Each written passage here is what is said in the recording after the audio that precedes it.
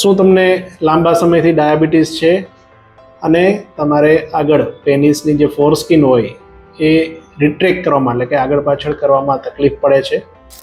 તો મિત્રો, એને ડાયાબિટીક બાલાનોપ્રોસ્ટાઇટિસ કહેવાય. અને ડાયાબિટીસના દર્દીઓમાં ઘણા બધા દર્દીઓમાં કંટ્રોલ હોવા છતાં આ કોમનલી જોવા મળે છે કન્ડિશન. અને એમાં મોટે ભાગે આગળની જે ચામડી હોય એમાં નાના નાના ચેરા અથવા તો ચેકા પડે છે અને એમાં વારે વારે ઇન્ફેક્શન થાય છે, જેથી કરી અને એકદમ લાલાશ પડતું થઈ જાય, બળતરા થાય. થોડી ટ્રીટમેન્ટ કરીએ એટલે સરખું થઈ જતું હોય છે. વળી થોડાક દિવસો જાય તો પાછું એ હતું એવું ને એવું થઈ જતું હોય છે. તો આના પરમનન્ટ ઇલાજ માટે એક જ વસ્તુ છે, સર્કમસિઝન. જે આપણે જેડેસઆર સર્કમસિઝનવાળા કરીએ તો ખૂબ જ સરળતાથી આમાંથી નીકળી શકાય છે. અને આના જે કોમ્પ્લિકેશન હોય એ એકદમ નહીવત રહે છે. અને વિધિન 3 to 4 વીક તમે આમાંથી મુક્તિ મેળવી શકો છો.